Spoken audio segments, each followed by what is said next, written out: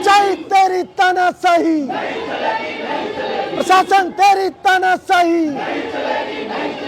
600 लोग अगर यहाँ दुर्घटना में मृत्यु हो गए और पब्लिक जाके 600 दुर्घटना में अगर जाके किसी एक आदमी के लिए अगर जाके पब्लिक अगर पुलिस से अगर सवाल जवाब या थोड़ा सा अगर टाइट बात कर दे रही है तो यहाँ की जनता को ऊपर मुकदमा किया जा रहा है। और वहाँ पे जाके बोल भी रहा हूँ, उसके ऊपर भी मेरे ऊपर भी मुकदमा कर दिया गया था। तो हाउस अरेस्ट करके 22 पुलिस लगा दिया जाता है। लेकिन आज यहाँ धरना दे रहे हैं, यहाँ पे ना आपको एम्बुलेंस की गाड़ी दिखेगी, न तो सुरक्षा का कोई व्यवस्था किया गया। लेकिन हाउस अरेस्ट होता हूँ तो 22 पुलिस वाले, 2 उप निरीक्षक मार जो जैसे फॉलो किया जाता है, डे नाइट लगा के ड्यूटी किया जाता है। दिन है और ये धरना सरकार की बातों को, माननीय मुख्यमंत्री जी के बातों को, नितिन गडकरी जी के बातों को, सुप्रीम कोर्ट हाई कोर्ट जो बातों में चिंतित रहती है कि दुर्घटनाएं न हो। माननीय नितिन गडकरी जी कहते हैं 60 किलोमीटर के अंतर्गत अगर 2 टोल होगा तो 1 टोल बंद होगा, निश्चित तौर पे 3 महीने के अंदर बंद होगा। ये जो 2 टोल की वसूली हो रही है वो बिल्कुल अवैध है। ये गडकरी जी ने कहा है। तो आजमगढ़ से लेकर डेरही टोल प्लाजा पर दोनों टोल की दूरी कम 60 किलोमीटर से कम भी है।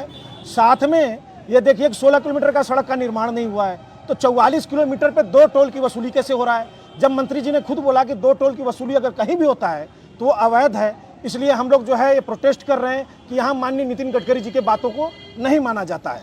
प्रदेश के यशस्वी मुख्यमंत्री जी कहते हैं 10 अक्टूबर को उन्होंने बयान दिया था कि प्रदेश में कहीं भी अगर सड़क और प्रोजेक्ट का पूरा काम नहीं हुआ है तो उत्तर प्रदेश में राष्ट्रीय राजमार्ग टोल टैक्स की वसूली न करे, ये उन्होंने निर्देश दिया। उसके बावजूद भी यहाँ पे उनकी बातों को नहीं माना जा रहा है, मुख्यमंत्री जी का, न गडकरी जी का, न माननीय न्यायालय के चिंतित बातों को चिंतित किया जा रहा है। कुछ भी केवल धज्जियाँ उड़ाई जा रही है। और हम लोग जिस लड़ाई लड़ रहे हैं, जो धरना दे रहे हैं, खुद देश के यशस्वी प्रधानमंत्री जी का चुनावी क्षेत्र बनारस, प्रदेश के यशस्वी मुख्यमंत्री जी का चुनावी क्षेत्र गोरखपुर, ये दोनों लोग मिलकर देश की सारी गांव-गांव से सड़कों को जोड़ दिए।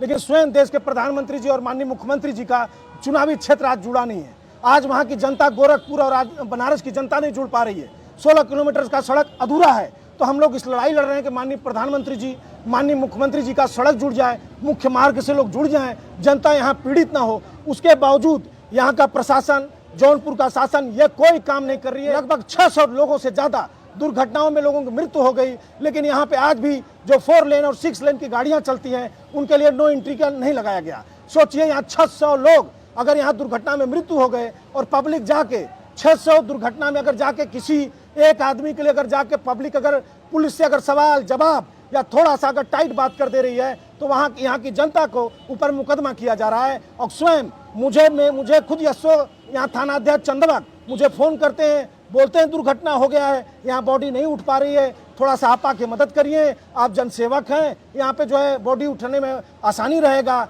जनता यहाँ कुछ गुस्सा नहीं करेगा। मुझे बुलाया गया, मैं वहाँ पे जाके बोल भी रहा हूँ, उसके ऊपर भी मेरे ऊपर भी मुकदमा कर दिया गया। तो हमारी मांग है कि सड़कों पे लाइट लगाया जाए, दुर्घटनाओं की रोकथाम किया जाए और सड़कों पे जो 16 किलोमीटर कहीं भी रेलिंग नहीं लगा है, सड़क नियम के अधिनियम के अनुसार जहाँ भी 10 फीट 12 फीट की जो भी खाई है 20 फीट की, वहाँ पे लोहे के रेलिंग लगाया जाए। लेकिन आप चंदवक पुल के तरफ चले जाओ और भी खाई देखिए, हमारे डोभी में 40 से लेकर 50 फीट की खाई है, लेकिन कहीं लोहे की रेलिंग नहीं लगी हुई है, जहाँ गाड़ी आके पलट जाती है। हमें चिंता है। हमारे क्षेत्र में स्कूली बस चलते हैं, छोटे छोटे बच्चे उस स्कूल बस में जाते हैं, आते हैं घरों पे। तो ये बताइए अगर कल बड़ा अगर हादसा हो जाए तो सरकार ये मीटिंग क्यों करती है? जनपद मुख्यालय में दुर्घटनाओं के लेकर क्यों चिंतित रहते हैं जब अगर उनको काम नहीं करना है? तो हमारा धरना सड़क दुर्घटना को लेकर है, हमारा धरना सड़कों पे लाइट लगाने की व्यवस्था को लेकर है। लेकिन अब 16 किलोमीटर का सड़क नहीं चला, एक तरफ 33 करोड़ रुपए का टोल टैक्स बना के वसूली किया जा रहा है, दूसरी तरफ आजमगढ़ में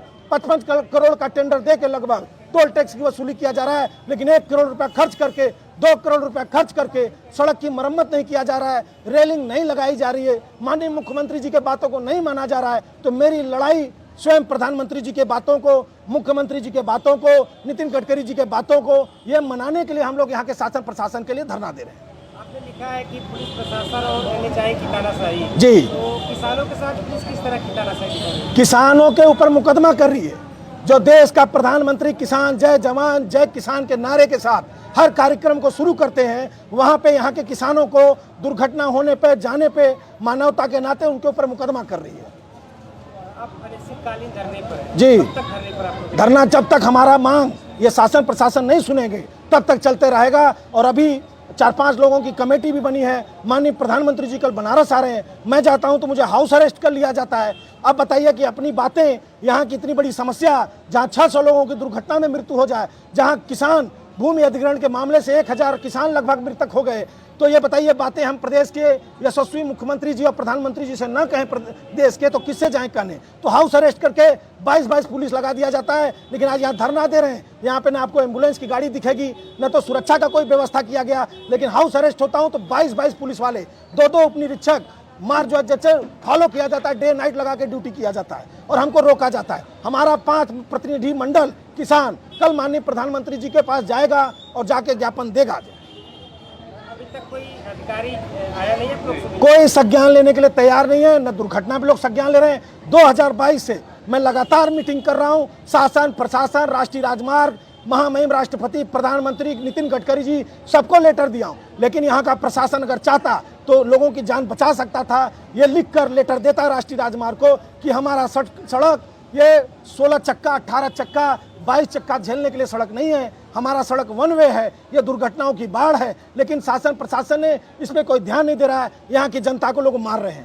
धोबी के किसान लगभग कई वर्षों से इस तरह से लड़ाई लड़ रहे हैं। जी, प्रशासन सुन नहीं रहा है, तो जी। कहाँ दिक्कत आ रही है? यहाँ के किसानों को बगलाया जा रहा है। शुरू में जो इन्होंने गलतियां किया है, किसान कभी अपना रेट लगाया है क्या? देश किसान ने कभी अपने अनाज का मूल्य लगाया? नहीं लगाया। हमेशा यहाँ पे चाहे भूमि अधिग्रहण का मामला हो, चाहे अनाज का मामला हो, सरकार ही तय करती है, सरकार ही मुआवजा बनाती है। 1, 2, 3, 4, आज चौथा बार अवार्ड बन रहा है, 3 बार अवार्ड कैंसिल हो गया। बताइए अवार्ड कौन बना रहा है? किसान बनाता है कि यहाँ के जो है अधिकारी बनाते हैं? दुर्घटनाओं का जिक्र आपने किया है कि जी। उनको मुआवजा मिलना चाहिए। जी, लगभग अभी तक कितनी दुर्घटनाएं इस तरह? लगभग 600 लोगों की दुर्घटना में मृत्यु हो गया है जब से सड़क बन रहा था 2012 के प्रकरण से। और मेरा मांग है कि मुआवजे में जिसके परिवार का आज जो है कोई भी खो जा रहा है, कोई बेटा खो जा रहा है, कोई भाई खो जा रहा है, तो कम से कम उसके घर का कौन देखेगा? उनके आप टोल वसूल कर रहे हो 33 करोड़, उधर 55 करोड़, तो बिल्कुल जायज है कि आप जो है जो मृतक है उनके परिवार को 1 करोड़ रुपया मुआवजा दीजिए, और जिसका शरीर अंग भंग हो गया है आप उसको 25 लाख रुपए का मुआवजा दीजिए। मोदी सरकार कहती है कि सरकार किसानों के साथ है, हाँ लेकिन आप लोग का मामला हल नहीं होता। हाँ, हमारा तो यही है कि NHI के सलाहकार, पुलिस प्रशासन और सरकार, NHI के सलाहकार, NHI के सलाहकार, NHI के सलाहकार,